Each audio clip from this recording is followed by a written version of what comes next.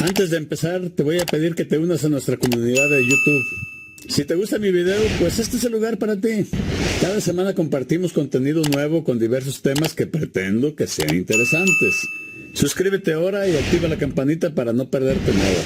Tu apoyo nos ayuda a seguir creciendo, creando contenido que espero que sea de calidad. El tema de hoy descubre que su esposo era un celoso enfermizo desde antes de casarse y ahora huye de un matrimonio tóxico. En el 2004, yo como profesor universitario era miembro de la Comisión de Evaluación de la universidad, encargada de revisar los expedientes para un programa de estímulos al desempeño docente. La comisión estaba integrada por un profesor de cada departamento, lo que hacía que los integrantes no siempre se conocieran bien entre sí. Un día, mientras revisábamos documentos en la sala de juntas, el ambiente era el habitual.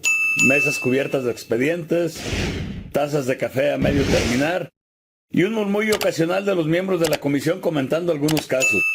En medio de aquella rutina administrativa, dos profesoras comenzaron a conversar entre ellas, aparentemente distraídas de la tarea. Eran de departamentos distintos al mío, y aunque no nos conocíamos demasiado bien, la dinámica de la comisión nos había permitido compartir algunas charlas informales en las sesiones anteriores. La conversación entre ellas pasó rápidamente de temas generales a asuntos más personales. Hablaban de su vida matrimonial, de lo complicado que podía ser el equilibrio entre el trabajo y la familia, y en un momento dado, la doctora María Elena mencionó con cierto tono de resignación: mi esposo es extremadamente celoso. Sus palabras captaron mi atención. Por alguna razón yo sabía de ese rasgo de su marido, aunque nunca lo había comentado con ella ni con nadie más. Tal vez había escuchado alguna anécdota en alguna ocasión, o quizá lo había intuido de su comportamiento en ciertas situaciones. Fuera como fuera, escucharla admitirlo en voz alta me sorprendió. A partir de ese comentario, la charla dejó de ser un simple intercambio entre dos colegas y comenzó a involucrarnos a todos los presentes. Algunos asentían con comprensión, otros hacían preguntas con curiosidad o compartían experiencias similares. Se generó un pequeño debate sobre el tema de los celos en las relaciones, sobre si las personas realmente cambian después del matrimonio o si en realidad estas señales siempre estuvieron ahí y simplemente no se quisieron ver. Fue en ese momento cuando decidí intervenir, no tanto por la necesidad de debatir, sino porque el tema me pareció interesante. Y en mi experiencia ese tipo de conversaciones solía revelar más de lo que los propios involucrados creían. Así que con un tono neutral comenté: bueno, maestra, usted lo eligió así. ¿Qué se puede hacer? Esperaba quizás una risa incómoda o una evasiva, pero en lugar de eso, la doctora María Elena reaccionó con rapidez y cierta firmeza. No, él no era así. Cambió mucho después de casarnos. Hubo una convicción en su respuesta, como si estuviera reafirmando una idea que ya se había repetido muchas veces a sí misma. Pero para mí, aquello no encajaba del todo. No creía que las personas cambiaran de manera tan radical sin que hubiera signos previos. Así que repliqué con calma: no creo que la gente cambie de esa forma. Lo que sucede es que muchas mujeres no ven como un problema en un novio lo que luego les resulta insoportable en un esposo. Ella me miró con interés, como si no se esperara esa respuesta. Viendo que el tema despertaba curiosidad entre los demás, continué con un ejemplo. He conocido casos en los que una mujer encuentra interesante, divertido que su novio beba, porque le parece espontáneo, divertido precisamente. Pero cuando se casan, ya no le gusta que su esposo tome. De repente, lo que antes parecía una cualidad aceptable, se convierte en un defecto insoportable. Hubo un breve silencio, algunos asintieron, otros parecían pensativos. La doctora María Elena no respondió de inmediato y la conversación tomó otro rumbo. No se discutió más el asunto y al menos en ese momento pareció no tener mayor trascendencia. Lo que no me imaginé fue que aquella reflexión sembraría una inquietud en ella, algo que la llevaría a revisar su propia historia con otros ojos. En una siguiente sesión de la comisión, mientras organizaba mis documentos y revisaba algunos expedientes, noté que la doctora María Elena se acercaba con una expresión distinta a la habitual. Parecía reflexiva, como si tuviera algo importante que decir. ¿Sabe qué, profesor?, dijo en voz baja, casi como si estuviera confesando algo. Después de lo que usted comentó la vez pasada, me quedé pensando y decidí releer las cartas que mi esposo me enviaba cuando éramos novios, cuando él estaba en Estados Unidos. Hizo una pausa como si dudara en continuar. Luego, con una mezcla de sorpresa y resignación, añadió: y sí, me di cuenta que ya era muy celoso desde entonces.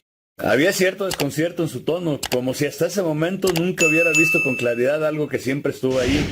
Era evidente que la conversación anterior le había dejado una inquietud, y que al revisar esos recuerdos bajo una nueva luz, había encontrado en las propias palabras de su esposo la prueba de que no se trataba de un cambio repentino, sino de un rasgo que siempre estuvo presente. Le sostuve la mirada un momento y simplemente respondí: eso es lo más común, la gente no cambia. Ella sintió levemente como si aún estuviera procesando la revelación. No hablamos de más del tema en esa ocasión, pero la manera en que se alejó sumida en sus pensamientos me hizo sospechar que su reflexión no terminaría ahí. Interrumpimos este video para pedirte que te suscribas ahora y que actives la campanita para no perderte nada. Tu apoyo nos ayuda a seguir creciendo, creando contenido que espero que sea de calidad. Poco después, mi participación en la comisión de evaluación llegó a su fin. Fui nombrado coordinador de carrera y el reglamento establece que quienes ocupan cargos directivos no podían formar parte de dicha comisión. Aunque el cambio me dio nuevas responsabilidades y retos, lo cierto es que también me alejó de aquellos debates y conversaciones informales que de vez en cuando se volvían más interesantes que los expedientes mismos. El tiempo pasó y me fui adaptando en mi nuevo rol. Entre mis tareas contaba con un ayudante a quien ya conocía desde hace algunos años, pero antes de trabajar conmigo había sido asistente de la coordinadora del departamento donde laboraba la doctora María Elena, así que tenía cierto conocimiento sobre el ambiente en el que ella se desenvolvía. Un día, mientras revisábamos algunos asuntos en la oficina, la doctora María Elena pasó por el pasillo, nos saludamos con la cortesía habitual y siguió su camino. No hubo nada fuera de lo común en ese breve intercambio. Pero apenas ella desapareció de nuestra vista, mi ayudante, sin dejar de mirar a la dirección a la que se había ido, comentó en tono casual, pero con un matiz de certeza en su voz: ah, maestro, esa doctora tiene un esposo muy celoso. Me sorprendió escucharlo decirlo de manera tan espontánea, pues era un comentario que coincidía con lo que ella misma había mencionado en la comisión. Curioso por saber qué lo hacía afirmarlo, le pregunté: ¿y por qué lo dices? Su respuesta no tardó en llegar, y con ella una pieza más en un rompecabezas que poco a poco se iba armando. Mi ayudante dejó de revisar los documentos que tenía en la mano y con un tono serio respondió: cuando trabajaba en mi anterior puesto, la coordinadora me pidió que llamara a todos los miembros del comité de titulación para convocarlos a una reunión. Entre ellos estaba la doctora María Elena, así que marqué a su casa, pero no fue ella quien contestó. Hizo una pausa breve como si recordara el momento con cierto recelo y luego continuó. Me contestó su marido, muy agresivo. Desde el primer momento su tono fue hostil, como si le hubiera molestado recibir la llamada. Apenas le mencionó que llamaba por encargo de la coordinadora, empezó a interrogarme con desconfianza. ¿Y usted quién es? ¿O por qué está llamando a mi esposa?